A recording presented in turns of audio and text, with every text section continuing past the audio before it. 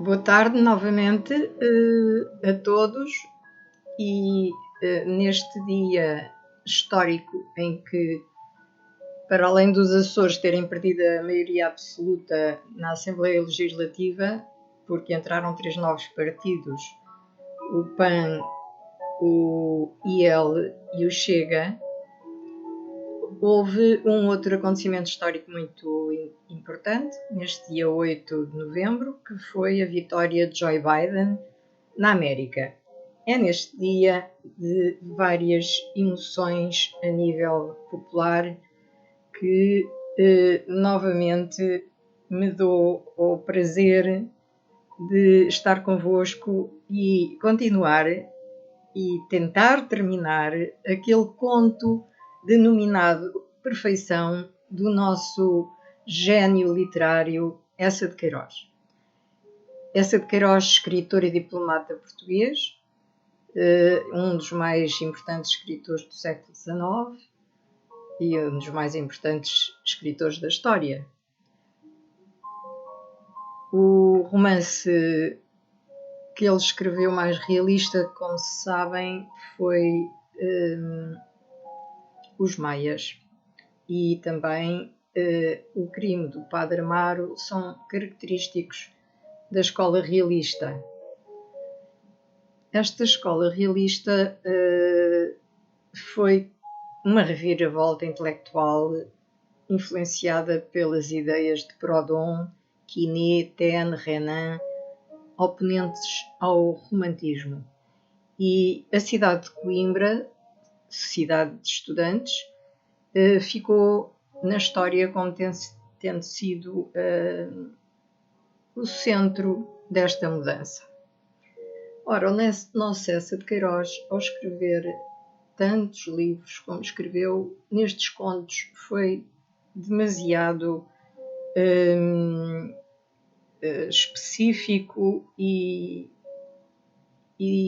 artista, porque a escrita é de uma beleza e de uma profundidade insuperáveis. Então, nós tínhamos ficado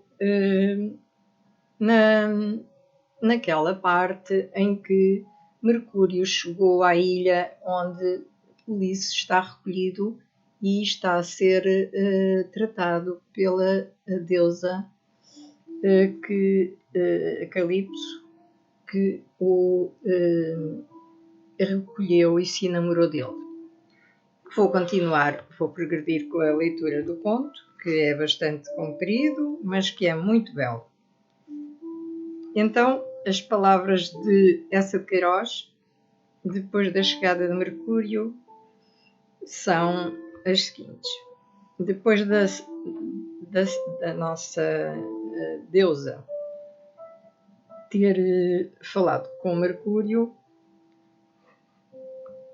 reza assim: tirou da cintura a roca, arredou os anéis soltos do cabelo radiante e com as suas nacaradas mãos colocou sobre a mesa, que as ninfas acercaram do lume aromático, o prato transbordante de ambrósia e as infusas de cristal onde cintilava o néctar.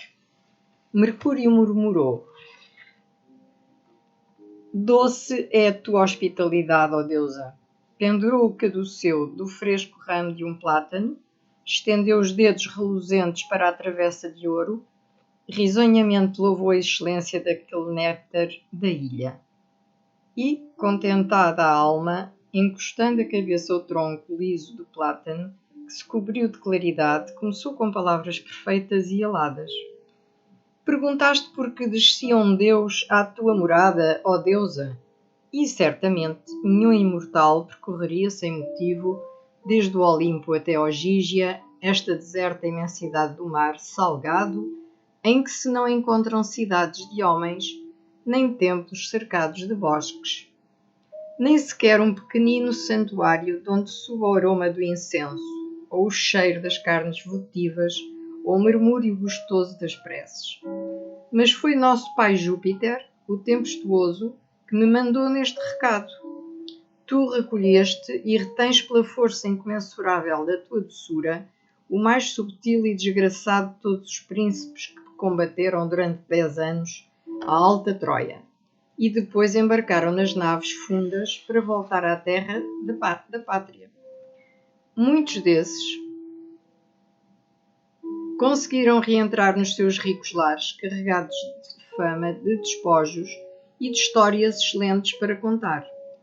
Ventos inimigos, porém, e um fado mais inexorável, arremessaram a esta tua ilha, enrolada nas sujas espumas, o fecundo e astuto Ulisses.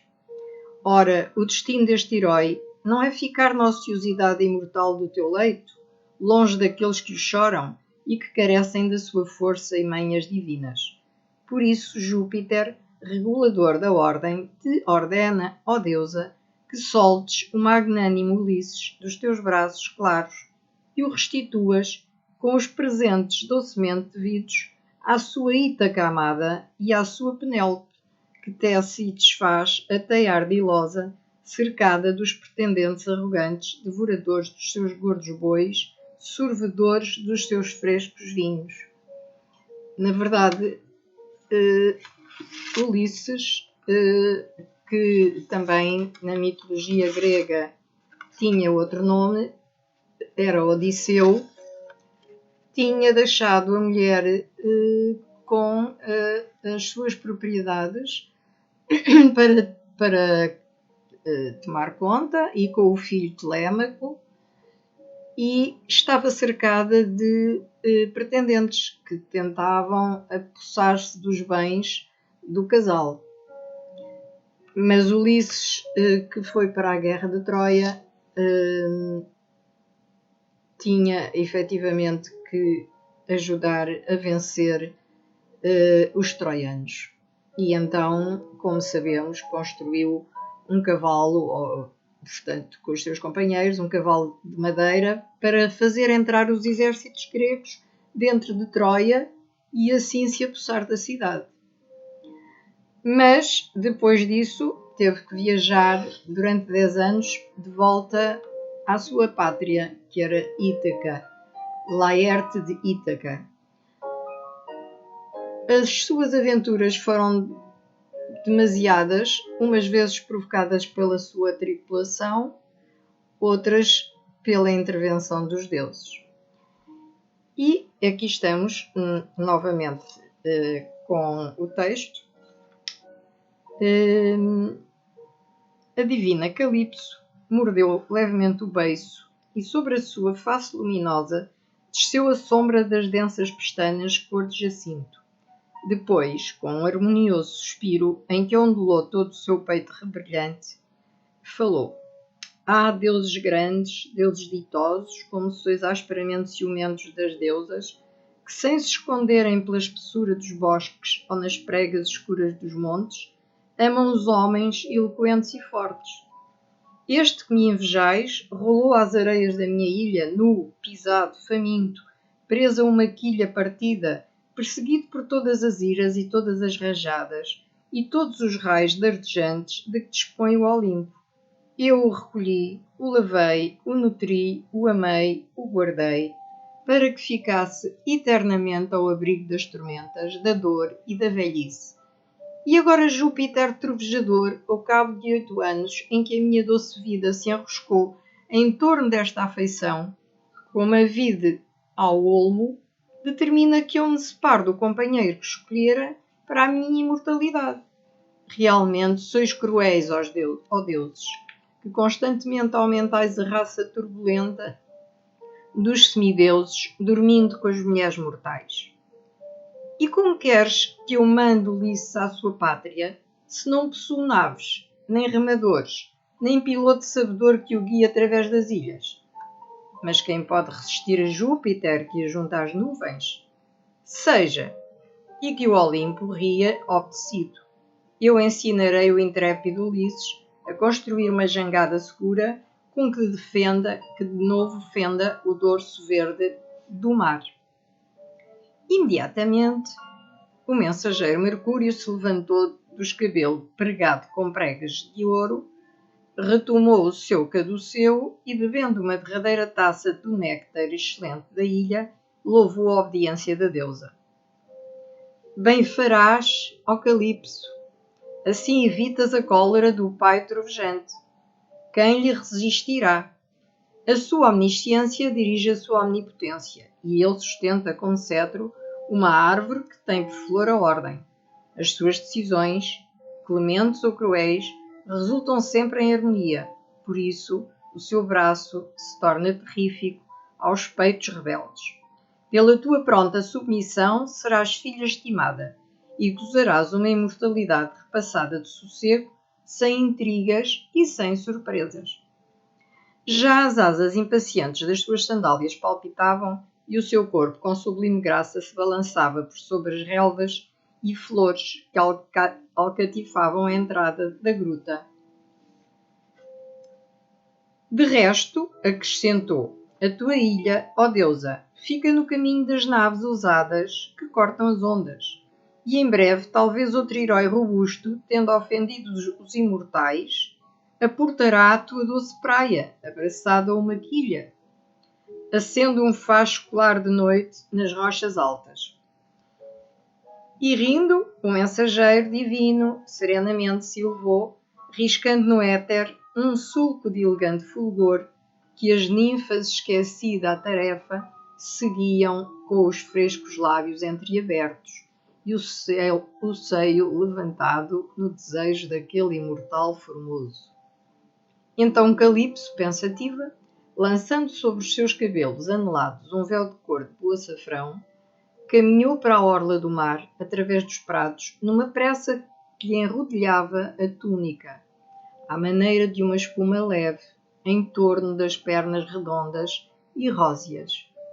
Tão levemente pisou a areia que o magnânimo Ulisses não a sentiu deslizar, perdido na contemplação das águas lustrosas, com a negra barba entre as mãos, aliviando em gemidos o peso do seu coração.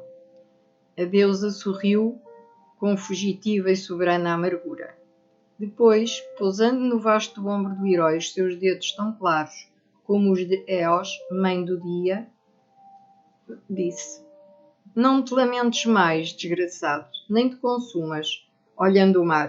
Os deuses, que me são superiores pela inteligência e pela vontade, determinam que tu partas. Afrontes a inconstância dos ventos e calques de novo a terra da pátria. Bruscamente, como o condor fendendo sobre a presa, o divino Ulisses, com a face assombrada, saltou da rocha musgosa. Oh, deusa, tu dizes... Ela continuou sossegadamente, com os formosos braços estendidos, enrodilhados no véu cor de açafrão, enquanto a vaga rolava, mais doce e cantante, no amoroso respeito da sua presença divina. Bem sabes que não tenho naves de alta proa, nem remadores de rijo peito, nem piloto amigo das estrelas que te conduzam.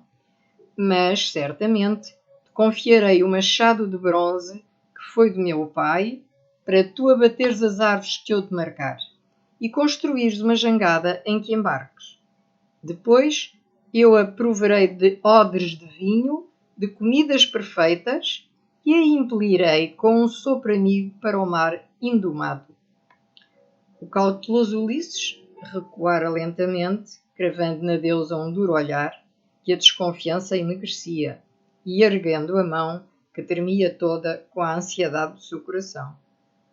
Ó deusa, tu abrigas um pensamento terrível, pois que assim me convidas a afrontar numa jangada as ondas difíceis, onde mal se mantêm fundas naves. Não, deusa perigosa, não! Eu combati na grande guerra onde os deuses também combateram e conheço a malícia infinita que contém o coração dos imortais. Se resisti às sereias irresistíveis e me safei com sublimes manobras de entre Sila e Caríbdis e venci Polifemo com um ardil que eternamente me tornará ilustre entre os homens, não foi de certo, ó deusa, para que agora na ilha de Ogígia, como passarinho de pouca penugem, no seu primeiro voo do ninho, caia em armadilha ligeira arranjada com dizeres de mel. Não, deusa, não.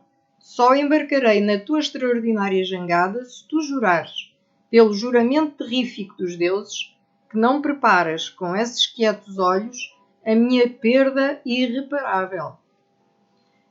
Assim bradava, à beira das ondas, com o peito a arfar, Ulisses, o herói prudente. Então a deusa Clemente riu com um cantado e refulgente riso, e caminhando para o herói, correndo os dedos celestes pelos seus espessos cabelos, mais negros que o pez, disse: ó maravilhoso Ulisses, tu és, bem na verdade, o mais refalsado e manhoso dos homens, pois que nem concebes que exista espírito sem manha e sem falsidade. Meu pai ilustre não me gerou com coração de ferro. Apesar de imortal, compreendo as desventuras mortais. Só te aconselhei o que eu, deusa, empreenderia se o fado me obrigasse a sair de Ogígia através do mar incerto. O divino Ulisses, lenta e sombriamente, retirou a cabeça da rosada carícia dos dedos divinos. Mas jura, ó deusa, jura para que ao meu peito desça como onda de leite a saborosa confiança. Ela ergueu o claro braço ao azul, onde os deuses moram. Por Gaia e pelo céu superior e pelas águas subterrâneas do Estígio, que é a maior invocação que podem lançar os imortais, juro, ó homem, príncipe dos homens, que não prepara a tua perda nem misérias maiores. O valente Ulisses respirou largamente e, arregaçando logo as mangas da túnica, esfregando as palmas das mãos robustas, afirmou: onde está o machado de teu pai magnífico? Mostra as árvores, ó deusa. O dia baixa e o trabalho é longo. Sossega, ó homem sôfrego de males humanos. Os deuses superiores em sapiência já determinaram o teu destino. Recolhe comigo à doce gruta a reforçar a tua força. Quando Eos vermelha aparecer amanhã, eu te conduzirei à floresta. Era com efeito a hora em que os homens, mortais e deuses imortais, se acercam das mesas cobertas de baixelas, onde os espera a abundância, o repouso, o esquecimento dos cuidados e as amoráveis conversas que contentam a alma. Em breve Ulisses sentou no escabelo de marfim, que ainda conservava o aroma do corpo de Mercúrio, e diante dele as ninfas, servas da deusa, colocaram os bolos, as frutas, as tenras carnes, fungando, os peixes rebrilhantes como tramas de prata. Pousada num trono de ouro puro, a deusa recebeu da intendenta venerável o prato de ambrósia e a taça de néctar. Ambos estenderam as mãos para as comidas perfeitas da terra e do céu. E logo que deram a oferenda abundante à fome e à sede, a ilustre Calipso, encostando a face aos dedos róseos e considerando pensativamente o herói, soltou estas palavras aladas: ó Ulisses, muito subtil, tu queres voltar à tua morada mortal e à terra da pátria. Ah, se conhecesses como eu, quantos duros males tens de sofrer antes de avistar as rochas de Ítaca, ficarias entre os meus braços, amimado, banhado, bem nutrido, revestido de linhos finos, sem nunca perder a querida força, nem a agudeza do entendimento, nem o calor da facúndia, pois que eu te comunicaria a minha imortalidade. Mas desejas voltar à esposa mortal, que habita na ilha áspera, onde as matas são tenebrosas, e todavia eu não lhe sou inferior, nem pela beleza, nem pela inteligência, porque os mortais brilham ante os imortais, como lâmpadas fumarentas diante de estrelas puras.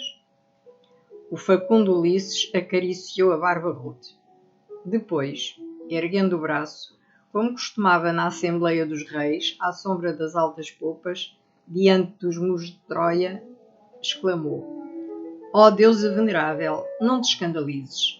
Perfeitamente sei que Penélope te está muito inferior em formosura, sapiência e majestade. Tu serás eternamente bela e moça enquanto os deuses durarem, e ela, em poucos anos, conhecerá a melancolia das rugas, dos cabelos brancos, das dores da decrepitude e dos passos que tremem apoiados a um pau que treme. O seu espírito mortal erra através da escuridão e da dúvida. Tu, sob essa fronte luminosa, possuis as luminosas certezas. Mas, ó deusa, justamente pelo que ela tem de incompleto, de frágil, de grosseiro e de mortal, eu a amo e apeteço a sua companhia com género. Considera como é penoso que nesta mesa, cada dia, eu coma ferozmente o anho das pastagens e a fruta dos vergéis, enquanto tu, ao meu lado, pela inefável superioridade da tua natureza, levas aos lábios com lentidão soberana a ambrósia divina. Em 8 anos, ó deusa, nunca a tua face rebrilhou com uma alegria, nem dos teus verdes olhos rolou uma lágrima, nem bateste o pé com irada impaciência, nem gemendo com uma dor te estendeste no leito macio. E assim trazes inutilizadas todas as virtudes do meu coração, pois que a tua divindade não permite que eu te congratule, te console, te sossegue, ou mesmo te esfregue o corpo dorido com o suco das ervas benéficas. Considera ainda que a tua inteligência de deusa possui todo o saber, atinge sempre a verdade, e durante o longo tempo que contigo dormi, nunca gozei a felicidade de te emendar, de te contradizer e de sentir ante a fraqueza do teu a força do meu entendimento. Ó deusa, tu és aquele ser terrífico que tem sempre razão. Considera ainda que, como deusa, conheces todo o passado e todo o futuro dos homens, e eu não pude saborear a incomparável delícia de contar à noite, bebendo o vinho fresco, as minhas ilustres façanhas e as minhas viagens sublimes. Ó deusa, tu és impecável, e quando eu escorregar num tapete estendido ou me estalo uma correia da sandália, não te posso gritar como os homens mortais gritam às esposas mortais. Foi culpa tua, mulher. Erguendo em frente à lareira um alarido cruel. Por isso, sofrerei, num espírito paciente, todos os males com que os deuses me assaltem no sombrio mar, para voltar a uma humana Penélope que eu mande, e console, e repreenda, e acuse, e contrarie, e ensine, e humilhe, e deslumbre, e por isso ame de um amor que constantemente se alimenta destes modos ondeantes, como o lume se nutre dos ventos contrários. Assim o facundo Ulisses desabafava ante a taça de ouro vazia, e serenamente a deusa escutava com um sorriso taciturno e as mãos imóveis sobre o regaço enrodilhadas na ponta do véu. No entanto, Febo Apolo descia para o ocidente, e já das ancas dos seus 4 cavalos suados, subia e se espalhava por sobre o mar um vapor rúbido e dourado. Em breve os caminhos da ilha se cobriram de sombras, e sobre os véus preciosos do leito, ao fundo da gruta, Ulisses, sem desejo, e a deusa, que o desejava, gozaram o doce amor e depois o doce sono.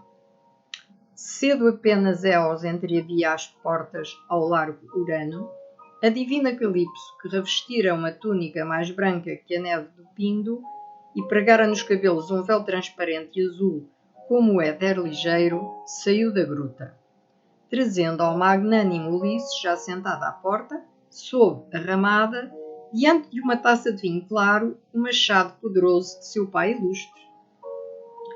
Todo de bronze, com 2 fios e um rijo cabo de oliveira cortado nas faldas do Olimpo. Limpando rapidamente a dura barba com as costas da mão, o herói arrebatou o machado venerável. Ó Deus, há quantos anos não palpo uma arma, uma ferramenta, eu, devastador de cidadelas e construtor de naves. A deusa sorriu, e iluminada a lisa face, em palavras aladas: ó Ulisses, vencedor de homens, se tu ficasses nesta ilha, eu encomendaria para ti a Vulcano e às suas forjas do Etna armas maravilhosas, que valem armas sem combates, ou homens que as admirem. De resto, ó deusa, já muito batalhei, e a minha glória entre as gerações está soberbamente segura. Só aspiro ao macio repouso, vigiando os meus gatos, concebendo sábias leis para os meus povos. Sê benévola, ó deusa, e mostra as árvores fortes que me convém cortar. Em silêncio, ela caminhou por um atalho, florido de altas e radiosas açucenas, que conduzia à ponta da ilha mais cerrada de matas do lado do oriente. E atrás seguia o intrépido Ulisses com o Lusídio machado ao ombro. As pombas deixavam os ramos dos cedros ou as concavidades das rochas onde bebiam, para esvoaçarem em torno da deusa num tumulto amoroso. Um aroma mais delicado, quando ela passava, subia das flores abertas como de incensadores. As relvas que a orla da sua túnica roçava reverdejavam num viço mais fresco, e Ulisses, indiferente aos prestígios da deusa, impaciente com a serenidade divina do seu andar harmonioso, meditava a jangada, almejava pelo bosque. Denso e escuro o avistou enfim, povoado de carvalhos, de velhíssimas tecas, de pinheiros que ramalhavam no alto éter. Da sua orla descia um areal, a que nem concha, nem galho, quebrado de coral, nem pálida flor de cardo marinho desmanchava a doçura perfeita. E o mar refulgia com um brilho safírico na quietação da manhã branca e corada. Caminhando dos carvalhos às tecas, a deusa marcou ao atento Ulisses os troncos secos, robustecidos por sóis inumeráveis, que flutuariam com ligeireza mais segura sobre as águas traidoras. Depois, acariciando o ombro do herói como outra árvore robusta, também votada às águas cruéis, recolheu à sua gruta, onde tomou a roca de ouro, e todo o dia fiou e todo o dia cantou. Penso que vamos ficar por aqui neste momento para que possamos apreciar com mais plenitude o final do conto, que em breve voltarei a ler na vossa presença. Então, até já!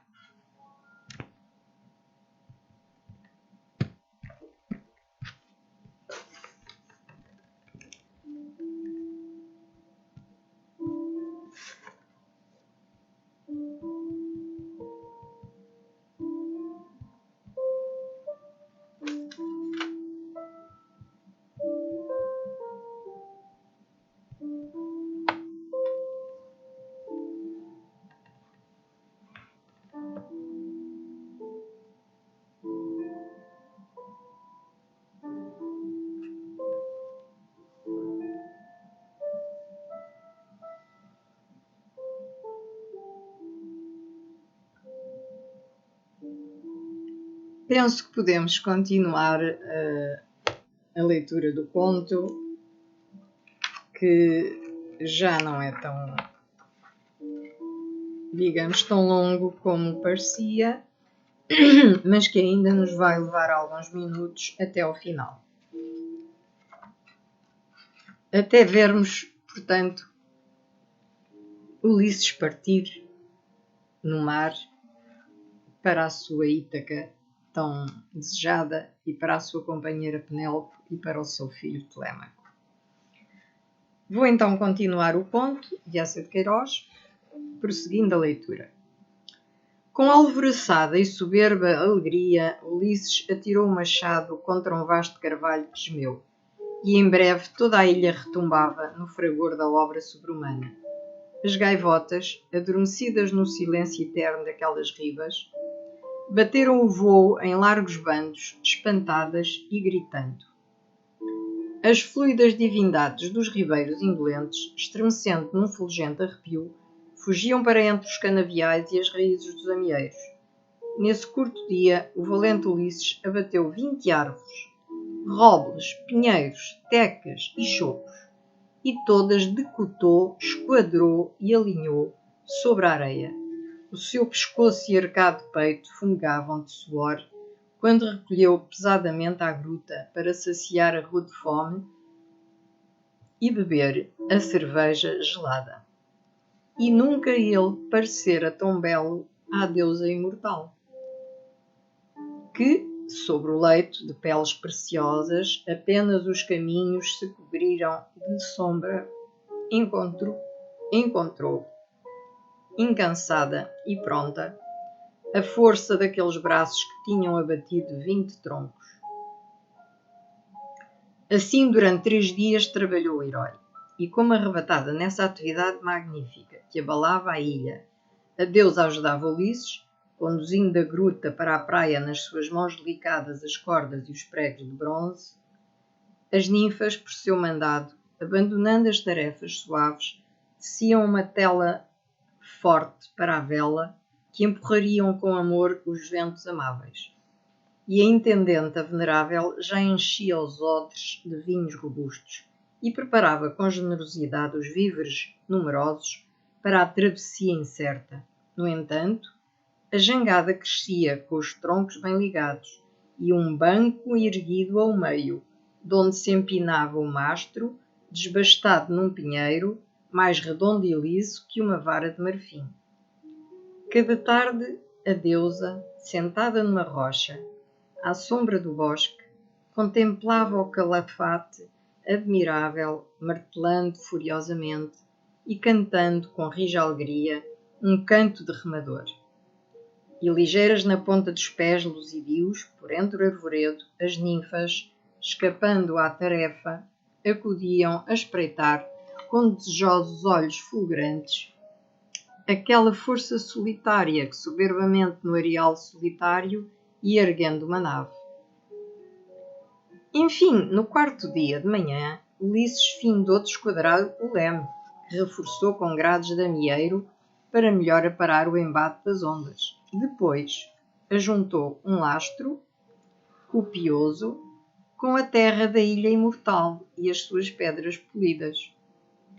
Sem descanso, numa ânsia risonha, amarrou à verga alta a vela cortada pelas ninfas.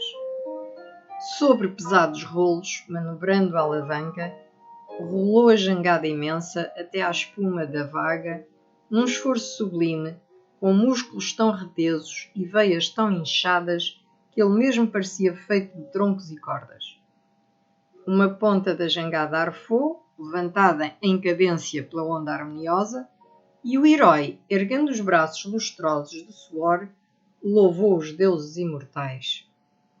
Então, como a obra findara e a tarde rebrilhava, propícia à partida, a generosa Calipso trouxe Ulisses, através das violetas e das anémonas, à fresca gruta.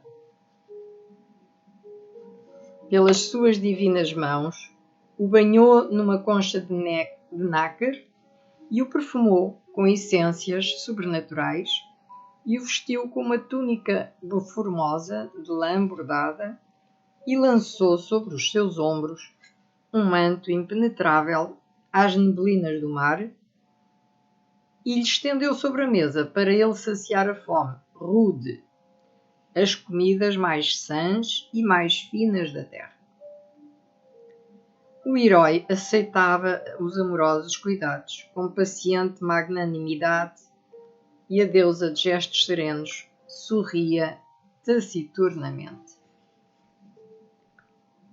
Na verdade, ela sofria com a partida de Ulisses, mas tinha-lhe sido ordenado que o deixasse partir pelos deuses e portanto, tinha que cumprir essa ordem superior a ela.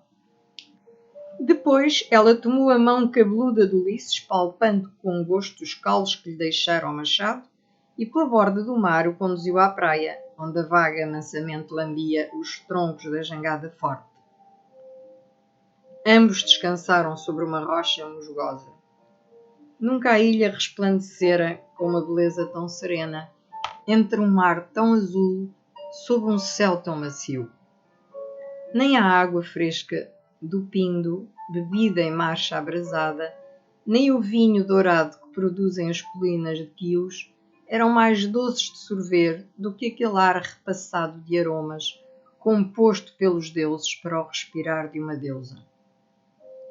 A frescura imorredora das árvores entrava no coração, quase pedia a carícia dos dedos. Todos os rumores, o dos regatos na relva, o das ondas no areal, o das aves nas sombras frondosas, subiam, suave e finamente, fundidos, como as harmoniosas sagradas de um templo distante, e o esplendor e a graça das flores retinham os raios pasmados do sol.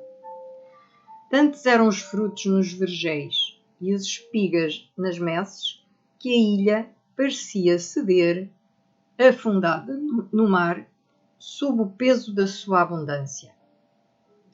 Então a deusa, ao lado do herói, levemente suspirou e murmurou, num sorriso alado: Ó magnânimo Ulisses, tu certamente partes, o desejo te leva de rever a mortal Penélope e o teu doce Telêmaco, que deixaste ao colo da ama quando a Europa correu contra a Ásia, e agora já sustenta na mão uma lança temida.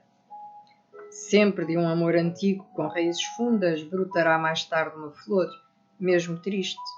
Mas diz, se em Ítaca não te esperasse a esposa tecendo e destecendo a teia, e o filho ansioso que alonga os olhos incansados para o mar, deixarias tu, ó homem prudente, esta doçura, esta paz, esta abundância e beleza imortal? O herói, ao lado da deusa, estendeu o braço poderoso como na Assembleia dos Reis, diante dos muros da Troia, quando plantava nas almas a verdade persuasiva. Ó deusa, não te escandalizes. Mas, ainda que não existisse para me levar nem filho, nem esposa, nem reino, eu afrontaria alegremente os mares e a ira dos deuses, porque, na verdade, ó deusa muito ilustre, o meu coração saciado já não suporta esta paz, esta doçura e esta beleza imortal. Considera, ó deusa, que em 8 anos nunca vi a folhagem destas árvores amardecer e cair. Nunca este céu rutilante se carregou nem de nuvens escuras, nem tive o contentamento de estender, bem abrigado, as mãos ao doce lume, enquanto a borrasca grossa batesse nos montes. Todas essas flores que brilham nas hastes airosas são as mesmas, ó deusa, que admirei e respirei na primeira manhã que mostraste estes pratos perpétuos. E há lírios que odeio com um ódio amargo pela impossibilidade da sua alvura eterna. Estas gaivotas repetem tão incessantemente, tão implacavelmente o seu voo, harmonioso e branco, que eu escondo delas a face, como outros a escondem das negras árpias. E quantas vezes me refugio no fundo da gruta, para não escutar o murmúrio sempre languido destes arroios sempre transparentes. Considera, ó deusa, que na tua ilha nunca encontrei um charco, um tronco apodrecido, a carcaça de um bicho morto e coberto de moscas zumbidoras. Ó deusa, há 8 anos terríveis, estou privado de ver o trabalho, o esforço, a luta e o sofrimento. Ó deusa, não te escandalizes. Ando esfaimado por encontrar um corpo arquejando sobre um fardo. 2 bois fumegantes puxando um arado. Homens que se injuriem na passagem de uma ponte. Os braços suplicantes de uma mãe que chora. Um coxo sobre a sua muleta, mendigando à porta das vilas. Deusa, há 8 anos que não olho para uma sepultura. Não posso mais com esta serenidade sublime. Toda a minha alma arde ao desejo do que se deforma e se suja e se despedaça e se corrompe. Ó deusa imortal, eu morro com saudades da morte. Imóvel, com as mãos imóveis no regaço, enrodilhadas nas pontas do véu amarelo, a deusa escutara, com um sorriso serenamente divino, o furioso queixume do herói cativo. No entanto, já pela colina, as ninfas, servas da deusa, desciam, trazendo à cabeça e amparando-os com o braço redondo os jarros de vinho, os sacos de couro que a intendenta venerável mandava para abastecer a jangada. Silenciosamente, o herói lançou uma tábua desde a areia até ao bordo de altos toros, e enquanto sobre ela as ninfas passavam ligeiras com as manilhas de ouro tilintando nos pés luzidios, Ulisses atento, contando os sacos e os odres, gozava no seu nobre coração a abundância generosa. Mas, amarrados com cordas às escavilhas, aqueles fardos excelentes, todas as ninfas lentamente se sentaram sobre o areal em torno da deusa para contemplarem a despedida, o embarque, as manobras do herói sobre o dorso das águas. Então uma cólera lampejou nos largos olhos de Ulisses, e diante de Calipso, cruzando furiosamente os valentes braços. Ó deusa, pensas tu na verdade que nada falte para que eu largue a vela e navegue? Onde estão os ricos presentes que me deves? 8 anos, 8 duros anos, fui o hóspede magnífico da tua ilha, da tua gruta, do teu leito. Sempre os deuses imortais determinaram que os hóspedes, no momento amigo da partida, se ofertem consideráveis presentes. Onde estão elas, ó deusa, essas riquezas abundantes que me deves, por costume da terra e lei do céu? A deusa sorriu com sublime paciência e, em palavras aladas que fugiam na aragem: ó Ulisses, tu és claramente o mais interesseiro dos homens, e também o mais desconfiado, pois que supões que uma deusa negaria os presentes devidos àquele que amou. Sossega, ó subtil herói, os ricos presentes não tardam, largos e rebrilhantes. E certamente pela colina suave outras ninfas desciam, ligeiras, com os véus a ondular, trazendo nos braços alfaias lustrosas que ao sol rutilavam.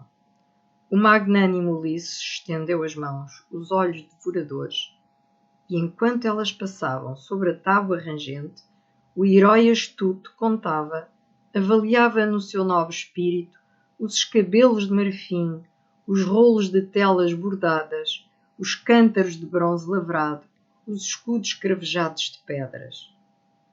Tão rico e belo era o vaso de ouro que a derradeira ninfa sustentava no ombro, que Ulisses deteve a ninfa, arrebatou o vaso, o sopesou, o mirou e gritou com soberbo riso estridente: na verdade, este ouro é bom. Depois de arrumadas e ligadas sob o largo banco as alfaias preciosas, o impaciente herói, arrebatando o machado, cortou a corda que prendia a jangada ao tronco de um roble e saltou para o alto bordo que a espuma envolvia. Mas então recordou que nem beijara a generosa e ilustre Calipso. Rápido, arremessando o manto, pulou através da espuma, correu pela areia e pousou um beijo sereno na fronte aureliada da deusa. Ela segurou de leve o seu ombro robusto. Quantos males te esperam, ó desgraçado, antes ficasses, para toda a imortalidade na minha ilha perfeita, entre os meus braços perfeitos. Ulisses recuou com um brado magnífico. Ó deusa, o irreparável e supremo mal está na tua perfeição. E através da vaga fugiu, trepou sofregamente à jangada, soltou a vela, fendeu o mar, partiu para os trabalhos, para as tormentas, para as misérias, para a delícia das coisas imperfeitas. E assim termina este belo conto de Eça de Queiroz.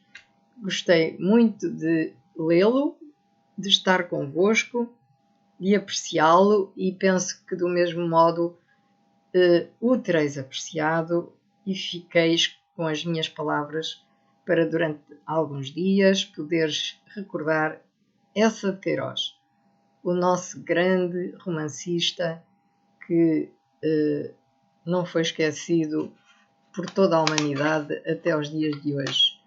Um grande escritor do século XIX. Muito boa tarde a todos.